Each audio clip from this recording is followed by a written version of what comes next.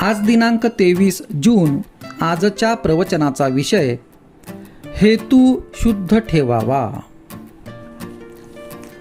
मनुष्याने शुद्ध हेतू ठेवण्याचा प्रयत्न करावा. हेतू शुद्ध असला की स्वाभाविकच कृती त्याला अनुरूप होऊ लागते आणि प्रगतीला मदत होते. हेतू हा विहिरीत असणाऱ्या झऱ्याप्रमाणे आहे. झरा गोड पाण्याचा असला म्हणजे विहिरीचे पाणी स्वाभाविकच गोड असते. म्हणून हेतू शुद्ध ठेवण्याची दक्षता घ्यावी आणि त्याकरिता रामाची प्रार्थना करावी. माणसाला देहरक्षणापुरते अन्न, वस्त्र आणि नाम घेण्याची बुद्धी असली की असमाधानाला जागा नाही. नको दैन्य वाणे जिणे भक्ती उणे, हेच रामरायाजवळ मागावे. पर्वकाळात भगवंत कामधेनूचा अवतार घेऊन येतो. जे ज्याला पाहिजे ते तो देतो. पर्वकाळात सज्जन तसेच दुर्जनही आपली कामे करून घेतात.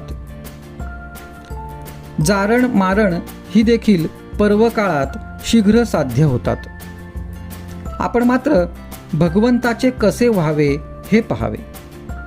शुभेच्छा धरावी, भावना जागृत करावी. काहीही कर, पण भगवंता तुझा विसर पडू देऊ नकोस, असे भगवंताजवळ मागावे.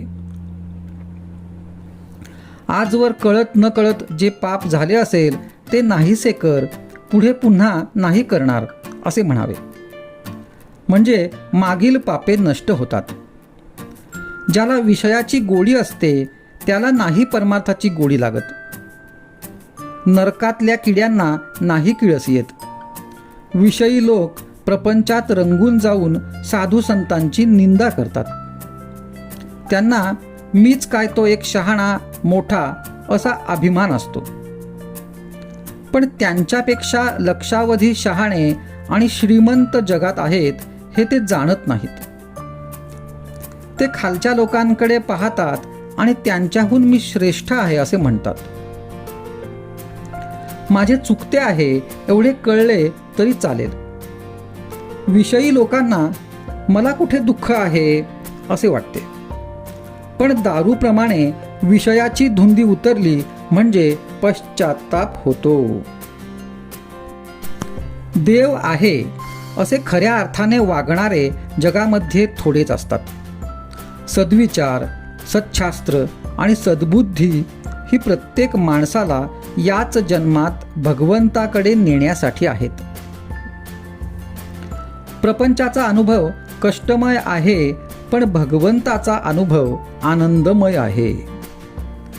तापाने आजारी असलेल्या माणसाला आपल्याला घाम यावा असे वाटत असते, पण नुसत्या वाटण्याने काही तो येत नाही. त्यासाठी डॉक्टरचे औषध घ्यावे लागते. तसे ज्याला भगवंताचे प्रेम यावे असे वाटते त्याने नाम घेणे हेच एक औषध घ्यावे. भगवंताचे प्रेम एकदा चिकटले की त्याच्या आड दुसरे काही येत नाही. खाणीतल्या दगडामध्ये जसे सोने असते तसा आपल्यामध्ये परमात्मा आहे. दगडातली माती अनेक चाळण्यांनी आणि यंत्रांनी काढून टाकतात आणि नंतर सोने हाती लागते. त्याचप्रमाणे अनेक वासना नष्ट झाल्यानंतर परमात्मा आपल्या हाती लागतो. आपण मीपणाने मेल्यानंतर शेवटी परमात्मा प्रकट होतो. आजचा सुविचार.